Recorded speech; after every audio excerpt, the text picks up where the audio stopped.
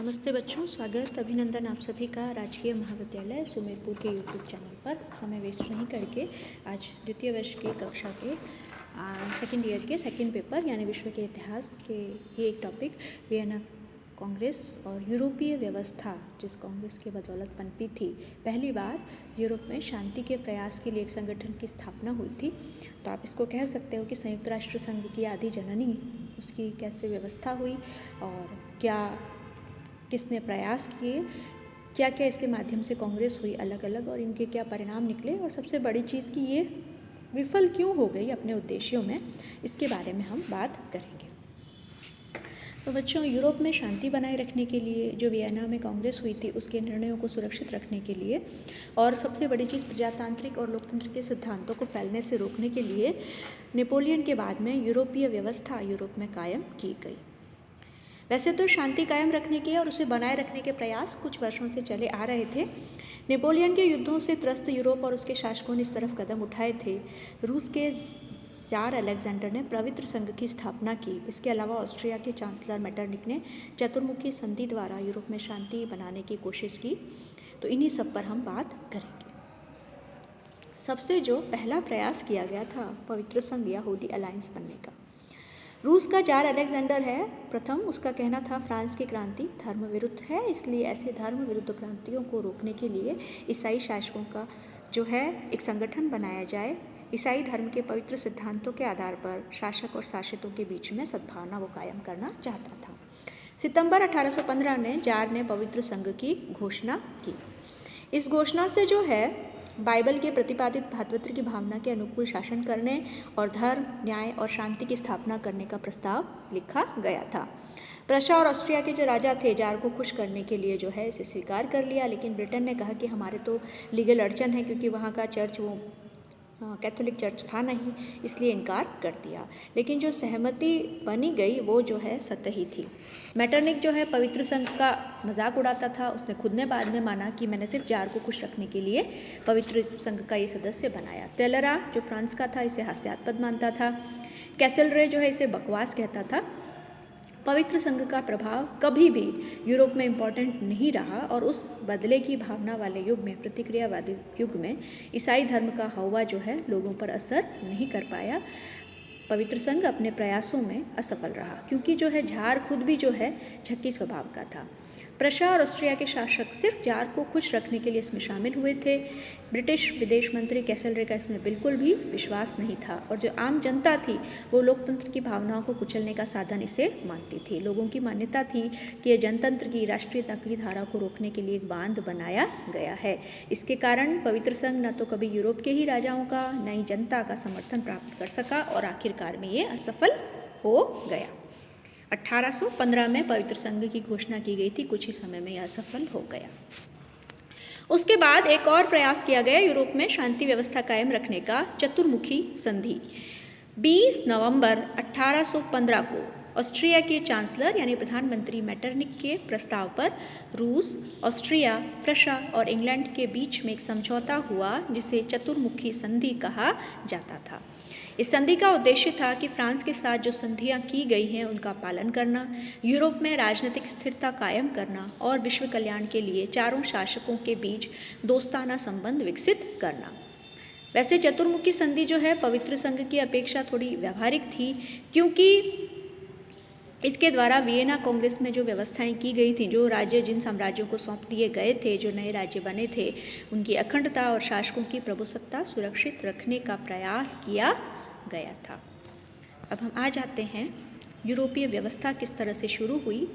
चतुर्मुखी संधि के ही तत्वाधान में यूरोपीय समस्याओं का समाधान ढूंढने के लिए अलग अलग समय पर यूरोपीय देशों के सम्मेलन हुए। इसमें एला शॉपेल का सम्मेलन, ट्रोपो का सम्मेलन, लाइबैक का सम्मेलन, वेरोना का सम्मेलन और सेंट पीटर्सबर्ग के सम्मेलन मुख्य हैं। इस पूरे काल को कांग्रेस के युग के नाम से ही जाने जाते हैं। सबसे पहले एला शॉपेल की कांग्रेस, जो कि 1818 में हुई, चतुर्मुखी संधि के उपबंधों की पालना के लिए। ये सम्मेलन 1818 में किया गया था फ्रांस की स्थिति पर विचार रखने के लिए, और फ्रांस को जो है चतुर्मुखी संधि में शामिल किया गया। एलो शपेल की कांग्रेस जो है दो विरोधी सिद्धांतों के संघर्ष के लिए शुरू हो गया, जहां मेटरनिक जो है प्रतिक्रियावादी था, यथास्थिति बरकरार रखना चाहता था। वहीं इंग्लैंड का विदेश मंत्री जो प्रतिनिधि था इंग्लैंड की तरफ से कैसलरी यथार्थवादी था और यूरोप में क्रांति के दमन को अपने हित के विरुद्ध समझता था। इस तरह से ये उदारवाद और प्रतिक्रियावाद दोनों के बीच में संघर्ष शुरू हो गया। मेटरनिक ने कांग्रेस की बैठक से फ़ायदा उठाकर जर्मन संघ में जो विद्रोह शुरू हो गए थे, जर्मनी को एक राष्ट्र में बनाने के लिए उनको कुचलना शुरू कर दिया गया। उसी ने वहीं से कार्लसवाद की आज्ञप्तियाँ निकाली और जर्मन राष्ट्रीय आंदोलन को कुचलने के अपने प्रयास शुरू कर दिए। ब्रिटिश विदेश मंत्री कैसलरी ने इसका विरोध किया। इसी द्वंद्व में यूरोपीय व्यवस्था का खोखलापन जाहिर हो गया। जार जो रूस का शासक था वो ये चाहता था इस तरह के सम्मेलन समय समय पर होते रहने चाहिए ताकि यूरोपीय स्थिति का अध्ययन होता रहे, लेकिन इंग्लैंड जो है यूरोप में हस्तक्षेप नहीं करना चाहता था। उसने बार बार सम्मेलन आहूत करने की बार कॉन्फ्रेंस बुलाई जाए उसमें बिल्कुल रुचि नहीं रही। इस तरह से इनके मतभेद दिखने लग गए। इसके बाद अगला जो यूरोपीय देशों का सम्मेलन बुलाया गया वो था 1820 में ट्रोपो में। यूरोपीय व्यवस्था में उदारवादी आंदोलनों को कुचलने का यंत्र जो है एक बना दिया था मेटरनिक ने। जब पुर्तगाल, स्पेन, नेपल्स और पीडमांट के राष्ट्रवादियों ने विद्रोह किया तो मेटरनिक ने जो है कांग्रेस का अधिवेशन बुलाया। स्पेन में विद्रोह होते ही जार अलेक्जेंडर ने रूसी सेना भेजने का प्रस्ताव रखा कि हम विद्रोह को दबा देते हैं, लेकिन मेटरनिक ने ध्यान नहीं दिया। नेपल्स में विद्रोह हुआ तो ऑस्ट्रिया की जो है संप्रभुता को खतरा उत्पन्न हुआ, तो मेटरनिक ने 1820 में ट्रोपर का अधिवेशन बुलाया। यहाँ मेटरनिक ने प्रस्ताव रखा कि यदि किसी राज्य में आंदोलन होने लगे और पड़ोसी देश को खतरा उत्पन्न हो या खतरा उत्पन्न करने की संभावना हो तो पड़ोसी देश के राज्य जो हैं अपनी सेनाओं द्वारा वो आंदोलन दमन कर देंगे। इसके अलावा कहा कि वियना व्यवस्था को कायम रखने के लिए मित्र राष्ट्रों की सेना का उपयोग किया जाना चाहिए। ये इस तरह के प्रतिक्रियावादी जो उसने कदम उठाए थे ये फ्रांस को और इंग्लैंड को मान्य होने नहीं थे। हालांकि रूस, प्रशा और ऑस्ट्रिया ने इसे मान लिया और इंग्लैंड और फ्रांस के प्रतिनिधियों ने यह कहा कि किसी देश में अगर आंदोलन होते हैं तो उस देश का आंतरिक मामला है, उसके अंतर्राष्ट्रीय संस्था हस्तक्षेप हमें नहीं करना चाहिए। इंग्लैंड और फ्रांस के विरोध के बावजूद ऑस्ट्रिया, प्रशा और रूसी सेना ने विद्रोहियों को कुचल दिया। उसके बाद अगली जो कांग्रेस बुलाई गई वो थी लाइबेक की कांग्रेस 1821 में, जब नेपल्स में विद्रोह हो गया जो कि इटली के ही अधीन था, अब इटली में है। इसको दबाने के लिए मेटरनिक ने लाइबेक में एक कांग्रेस बुलवाई। इंग्लैंड और फ्रांस के विरोध के बावजूद ऑस्ट्रिया ने नेपल्स में सेना भेजी और विद्रोह को ख़त्म कर दिया। इससे इंग्लैंड और फ्रांस जो है थोड़े दुखी हुए, वो विरोध में आए, लेकिन फिर भी वो अभी तक यूरोपीय व्यवस्था में रहे, उन्होंने इसे छोड़ा नहीं। इंग्लैंड और ऑस्ट्रिया में यूनान के प्रश्न पर मतैक्य था, इस कारण यूरोपीय व्यवस्था अब भी शक्तिशाली बनी हुई थी। और अंतिम जो इसकी कांग्रेस बुलाई गई वो थी वेरोन कांग्रेस 1822 में। स्पेन की समस्या पर विचार करने के लिए कांग्रेस का अंतिम अधिवेशन वेरोना में बुलाया गया। इसका प्रस्ताव था कि क्रांतिकारियों के विरुद्ध, स्पेन में क्रांतिकारियों ने वहाँ के राजा के विरुद्ध विद्रोह कर दिया था, तो कहा गया कि क्रांतिकारियों के विरुद्ध राजा को सेना देने के लिए फ्रांस को सेना भेजने का अधिकार दिया जाए। इंग्लैंड के प्रतिनिधि ने हमेशा की तरह कि किसी भी राष्ट्र में अगर विद्रोह होता है, कोई आंदोलन होता है तो उसका आंतरिक मामला है, हमें दखल नहीं देना चाहिए, तो उसने इनकार किया, विरोध किया। लेकिन रूस, ऑस्ट्रिया और प्रशा पर इस विरोध का कोई फर्क नहीं पड़ा और फ्रांस को स्पेन में सेना भेजने की अनुमति मिल गई। विद्रोह को कुचल दिया गया और स्पेन में वापस फर्डिनेंड का शासन हो गया। यूनान, जिस पर कि लंबे समय पर से तुर्की का शासन था, वहाँ की जनता जो है स्वतंत्रता के लिए आंदोलन कर रही थी। तुर्की शासन से मुक्ति के लिए इन्होंने आखिरकार विद्रोह कर दिया। इस समय इंग्लैंड की सहानुभूति जो है यूनानियों के साथ थी। उन्होंने यूनानियों को सहायता देने का प्रस्ताव रखा, पर मेटरनिक ने विरोध किया। उसे लगा कि इस तरह से अगर जनता की इच्छा से स्वतंत्र होने लग गए देश, तो ऑस्ट्रिया का तो अस्तित्व ही समाप्त हो जाएगा, क्योंकि उसने बहुत सारे ऐसे राज्यों पर कब्जा किया हुआ था जो कई सारे इटली, कई सारे जर्मनी में शामिल होना चाहते थे। स्पेन का शासक फर्डिनेंड स्पेन में अमेरिकी उपनिवेशों पर नियंत्रण स्थापित करना चाहता था। इंग्लैंड ने उसकी नीति बनाई, क्योंकि इंग्लैंड को अमेरिका का समर्थन प्राप्त था। ये दोनों नहीं चाहते थे कि अमेरिका के उपनिवेशों में स्पेन या फ्रांस की तानाशाही कायम हो। इसी दौरान 1823 में अमेरिकी राष्ट्रपति मुनरो ने घोषणा करके पूरे यूरोप के देशों को सतर्क कर दिया कि अमेरिका में जो हो रहा है उनके मामलों में वो बिल्कुल भी हस्तक्षेप नहीं करें। यही घोषणा, जो मुनरो की घोषणा है, यूरोपीय व्यवस्था पर कुठाराघात साबित हुई। अंतिम प्रयास अंतर्राष्ट्रीय सहयोग की दिशा में 1825 में किया गया, जब रूस के जार ने सेंट पीटर्सबर्ग में एक सम्मेलन बुलाया पूर्वी समस्या पर विचार करने के लिए, किंतु 2 सम्मेलन बुलाए गए, इसके बाद एक और, इनका कोई प्रभाव नहीं हुआ। इंग्लैंड जो है कांग्रेस से अलग हो चुका था। उसका मानना था कि किसी देश में आंदोलन होते हैं, विद्रोह होता है तो उसका आंतरिक मामला है, हमें उसमें कोई दखल नहीं करना चाहिए। ऑस्ट्रिया और प्रशा यूनान के प्रश्न पर रूस का साथ नहीं दे रहे थे, इससे जार ने भी इन देशों से अपना संबंध तोड़ दिया। इस तरह से अंतर्राष्ट्रीय सहयोग का ये अंतिम प्रयास विफल हो गया और कांग्रेस व्यवस्था समाप्त हो गई। अब इसके कुछ परिणाम पर हम बात करते हैं और फिर उसकी असफलता के क्या कारण रहे। इस व्यवस्था का तात्कालिक परिणाम तो ये हुआ कि फ्रांस के जो क्रांति के उदारवादी विचार थे उनको फैलने से एक बार रोक दिया गया। जहाँ भी क्रांति होती थी उसको रोकने के लिए यूरोपीय व्यवस्था तत्पर रहती थी। दूसरा परिणाम ये रहा था कि इसने यूरोप में जो झगड़े हो रहे थे, संघर्ष हो रहे थे, वो कम किए। छोटे मोटे अगर मतभेद थे तो उनका समाधान मिल बैठकर ढूंढने की कोशिश की गई। हालांकि ये बात अलग है कि इंग्लैंड और फ्रांस उदारवादी के पोषक थे तो रूस और ऑस्ट्रिया प्रतिक्रियावाद के। यूरोपीय व्यवस्था यूरोप के देशों को, राज्यों को एक दूसरे के निकट लाई, जिससे यूरोपीय देश एक दूसरे की समस्याओं के प्रति संवेदनशील हो गए। इसके अलावा जब मुनरो सिद्धांत की घोषणा हुई, अमेरिकी उपनिवेशों ने स्पेन के विरुद्ध जब विद्रोह किया तो और पूर्वी समस्या पर रूस और ऑस्ट्रिया के बीच मतभेद हुआ।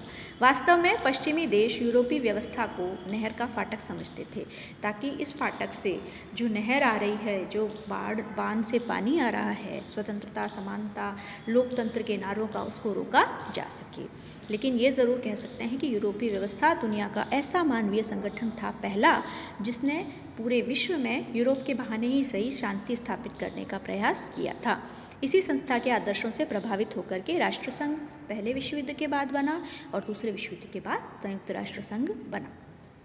अब हम आ जाते हैं इसकी असफलता के कारण पर। बच्चों, यूरोपीय व्यवस्था जो थी इसके भीतर ही इतने विरोधाभास थे, इसके कारण ये ज़्यादा दिन तक चलती नहीं सकती थी।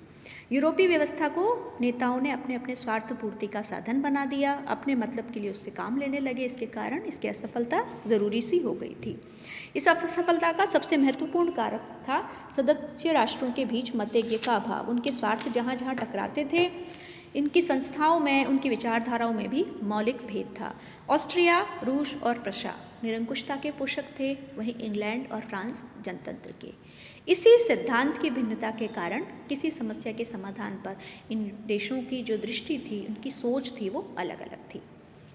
यूरोपीय व्यवस्था की असफलता का दूसरा सबसे बड़ा कारण था इसे जो है प्रतिक्रिया का साधन बनाया गया। मैंने कहा कि नहर का दरवाज़ा बना दिया गया। रूस, ऑस्ट्रिया और प्रशा ने फ्रांस की क्रांति के बाद जो सिद्धांत पूरे यूरोप में फैल रहे थे, यूरोप के बाद में पूरी दुनिया में फैले लोकतंत्र के, जनता के सिद्धांत, उनको अपने देश में फैलने से रोकने के लिए जो है इन लोगों ने इसका काम किया। मेटरनिक खासकर इनमें मुख्य था, ऑस्ट्रिया का चांसलर, जिसने अलग अलग देशों में राष्ट्रीयता को कुचलने का बीड़ा उठाया। किंतु अधिक समय तक आप राष्ट्रीय भावना के ज्वार को दबा नहीं सकते हो और इसी कारण यूरोपीय व्यवस्था जो है वो छिन्न भिन्न हो गई। इसके अलावा इसके जो सदस्य देश थे उनमें भी आपसी ईर्ष्या और अविश्वास की भावना थी। इस कारण ये व्यवस्था घातक सिद्ध हुई। इंग्लैंड और फ्रांस मेटरनिक की शक्ति में बढ़ोतरी नहीं देख सकते थे। मेटरनिक जो था सभी देशों के बीच अविश्वास पैदा करके अपना मतलब साधना चाहता था। इसके अलावा इंग्लैंड कभी भी पूरे यूरोप के लिए एक देश, एक नीति का समर्थक नहीं था। इंग्लैंड का असहयोग ही यूरोपीय व्यवस्था के पतन का महत्वपूर्ण कारण बना।